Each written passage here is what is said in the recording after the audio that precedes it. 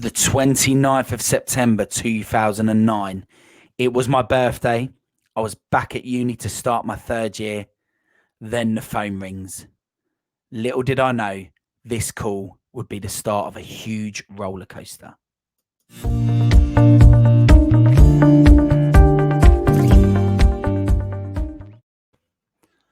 Hello and welcome to the Fat Man to Ironman Coach Marshy running podcast.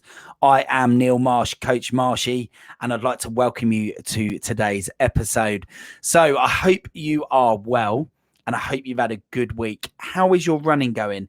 It was great to hear from Emily in Ipswich recently. So anyone who wants to get in contact, let me know how your running journey is going. It'd be great to hear about it and hear your experiences of listening to the podcast. So the call in 2009 on my birthday, it was my dad. And he was calling to let me know and to tell me that sadly my granddad had passed away. My granddad Marsh had passed away. And I was there in my flat, pre-season football had started, and I felt completely alone. And I wanted to learn from something that had happened to me 3 years earlier. Because I just knew that my granddad would want me to stay, crack on with my football coaching in particular.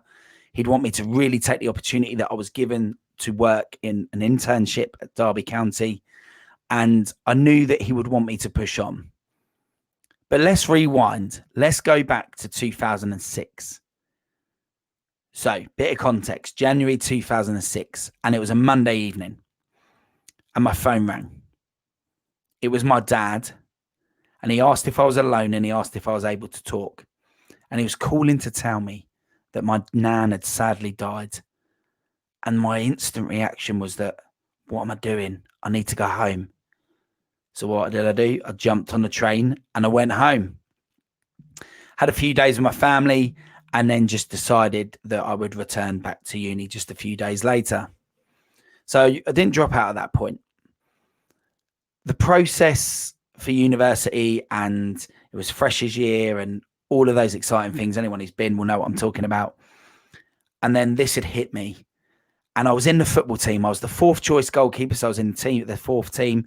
But I was also playing in the third team a couple of times and the second team due to injuries and people deciding whether they wanted to play for the club or not. And the process for varsity had started. So for anyone who's been to university, and particularly at a university that has a big varsity series like Nottingham, I was at Nottingham Trent, and the process for the football varsity had started. Varsity was kicking off in about 8 weeks. I think our game was in about 9 weeks from then. And I was there. I was included in the varsity training squad, which in itself was a privilege. I'll probably learn more about that later on in my life, probably in 2009 itself, 2010. So it was the first session and we got there, and there was going to be no football involved. We were just going for a 5K run. And I remember thinking at the time, I'd love to be able to run. I'd love to be a runner.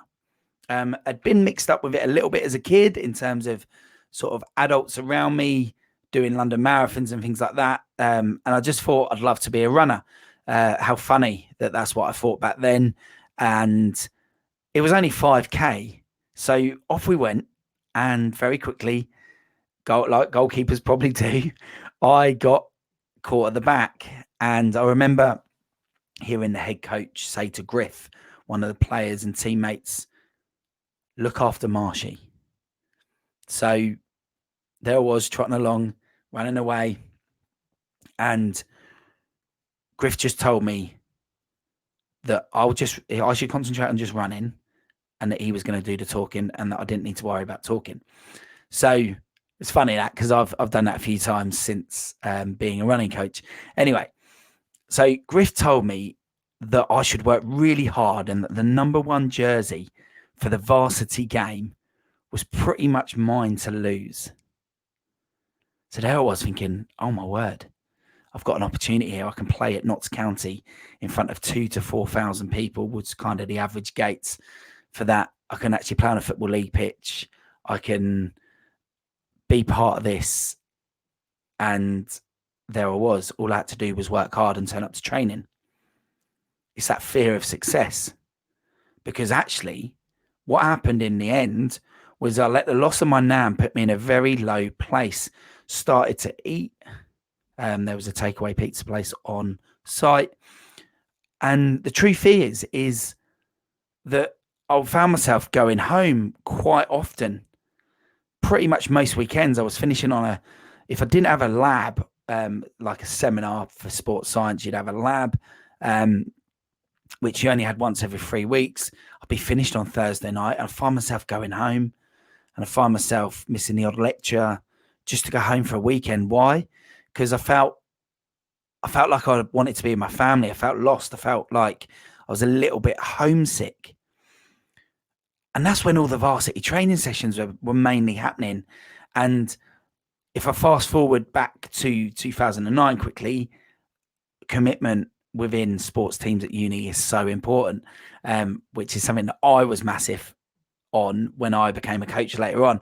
But back in 2006, there I was going home every weekend, feeling really low, really depressed and missing out. And I remember Lammy, a guy who I played with at Histon, was from Cambridge. He was there doing a master's at Trent, and he was part of that university coaching squad. And for me, he told me, Marshy, don't go home. Come and train, be part of it. It's a great opportunity. And I wish I got it, but I didn't get it at the time. And the truth is, life is tough. And sometimes those moments of loss and the depression, and when you're at rock bottom like I was there, life continues. And we can miss out on major exciting moments and opportunities.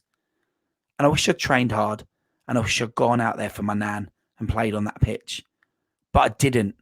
And the truth is, I didn't even make the bench. Now, it's only a varsity game. I get it. But the truth is I still think about it now. And I try to let it fuel me when the same processes of negativity and depression are about to set in. So jump to 2009. Let's go back to that call when my dad phoned, and crack on with a week. Pre-season football, got the boys back who had previously been in the football team to do a bit of pre-season for uni football. Freshers week, as part of the committee and third team manager, had to be there. Lots going on. Anyway, threw myself into it. So 1 week on from that call, and the phone rings again, and it's my dad. And this time he was calling to tell me that my granddad, Elliot, my mum's side, had passed away. And there I was, I'd lost both granddads in a period of 7 days. I couldn't believe my luck. I couldn't believe how unlucky that was, how sad it made me feel, and how lost I felt, and like people had left. Truth is being at university and living away, I hadn't really seen them that often. And it was just sad. It was just a moment that just put me in a really dark place. And I clearly had learned nothing from 2006. Or maybe I did. I don't know. Lots of positive things did happen in that academic year from that September. But if we combine that first week of receiving those 2 phone calls with what I'm about to tell you, that's how this all started. So there I was the football manager in the third team, Derby County Football Club, had an internship as a performance analyst. Great times. What a privilege that was. Knew it at the time, still realise it now. To be a football fan and to see how it works behind the scenes was absolutely fantastic, and learned lots of life lessons, which I still see fully grown adults struggling with now. The one that sticks out for me is knowing your place. Know what you're there to do that job really well, and then shut up. So lectures, dissertation, the data I was collecting from Derby County, looking at goalkeeping distribution patterns, that was all part of my dissertation using the analytic program, Prozone, and it was great. And lectures were good. They were really exciting. They were really interesting. It was becoming clear that I didn't want to be the sports scientist sitting behind the manager or working with the boys behind the scenes in a football club, it became clear that I had this passion for training and strength and conditioning and processes. And I was kind of enjoying that side of it, enjoying the football management, enjoying the internship. So what actually would then happen is I'd work so hard and be running around like a blue ass fly that as soon as I got home, I just wanted to eat. And I just wanted to lock my door. I was only living with one other person at the time. And I just wanted to close that door and close myself away and eat my feelings of loss and not talk about them and not talk to anyone about how I felt. And I was eating mainly Domino's. When you start receiving gifts from Domino's, you use them a lot. And I felt lost, like people had left. I felt alone. And the truth was, that couldn't have been any further from the truth. I was part of a society at football, at uni, in the club. There were some great people there with me, and it was an amazing experience. So I wasn't really alone. I had so many people around me, plus separate friends that were on my course as well, on a day-to-day basis. And I was part of it. So I wasn't really alone, but I just kept eating and eating and eating. And I just got bigger and bigger and bigger. And the truth is, it had already happened. I was doing damage to my health. I was doing damage to myself. And I was dabbling with the running. I was doing a little bit of running. I took part in the 2009 Silverstone Half Marathon. That was my first. And then again in 2010. And I remember my mum and dad telling me after they came to watch and they saw me come down the pit lane, for anyone who's done that race, at 3 miles, and say, oh gosh, he's in trouble. And the fact that my time got worse from the first time to the second time shows just how much eating had impacted my running. And I was dabbling in it, and little did I really know that it would become what it is to me today. And the truth is how did it all end? Well, I got to be involved in varsity in my final year as the goalkeeper coach. So Ali, he needed someone who could distribute footballs in a certain way in terms of warm-ups before the game and leading up to the process and the training squad. And the truth is due to the level I played at as a kid and the coaching I've been given, I was the only one able to do that for him. So it was great. I got to be part of it. I got to sit on the bench during the game, got to go on and warm up the sub goalkeeper at half time.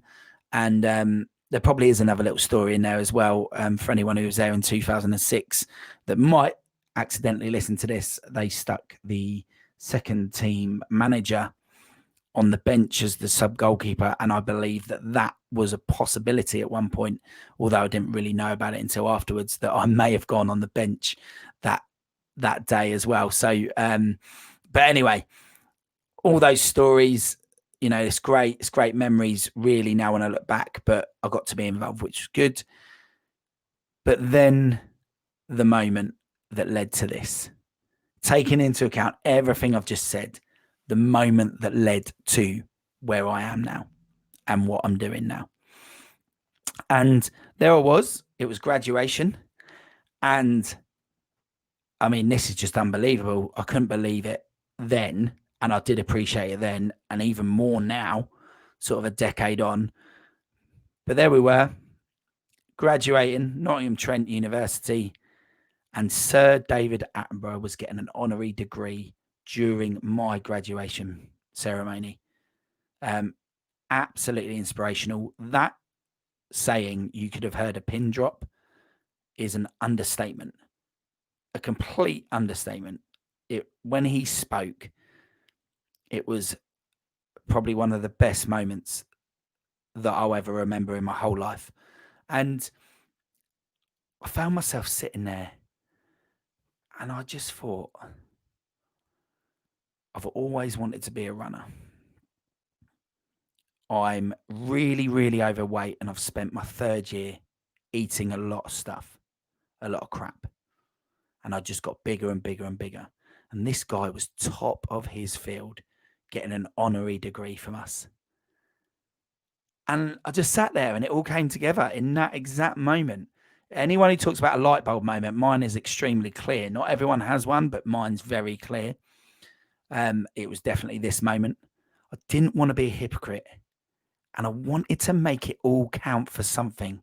My sports science degree, losing my granddads in that week, I wanted to make it count. So I wanted to change. I decided that after the dark places, the depression of sitting in my room, feeling the loss, that I wanted it to change. I wanted to be a runner and I wanted to become an Ironman. So I went out there and I started the process. I remember having a meal opposite the graduation hall in Bella Italia, I think it was, or Frankie and Benny, somewhere like that. And sitting there with my parents and had an absolute feast. And I said to them, this is the last meal. And it really is this time. And I wanted it to change. And that's when I started running. When I started running more regularly, started taking part more regularly. And the weight just came off. And what I want you to take from this is use your emotions. If it's not straight away, like in 2010, I used them then. It wasn't straight away in 2006. Hindsight, wish it would have been. It wasn't in 2009. But if it's not straight away, like I did in 2010, how can it count? How can you make it count? It has happened.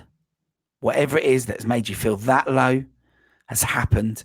And no matter how much that hurts you, nothing is going to change that. So why not make it count? You're going to have moments of relapses. I'm sure I did. I still have them now. And I'm sure I'm going to tell you about many more of them along this journey. But make it count. That depression, that low, dark place, which no one can relate to. Make it count for something. I missed the opportunity in 2006 to make it count, something that would have meant something to me.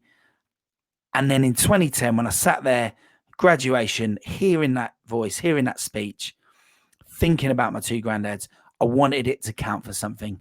And I can sit here proudly today and say, you can make it count.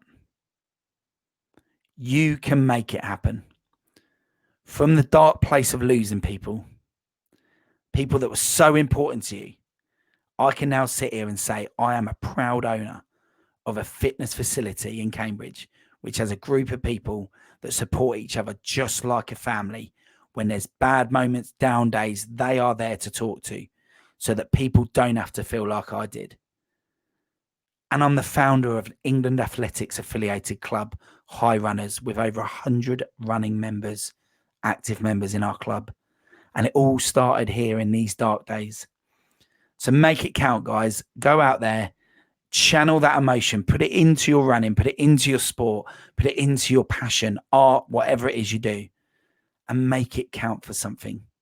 Because the feeling I get every day now working with these people in this environment, it just feels amazing. And they support me as much as I support them as a coach.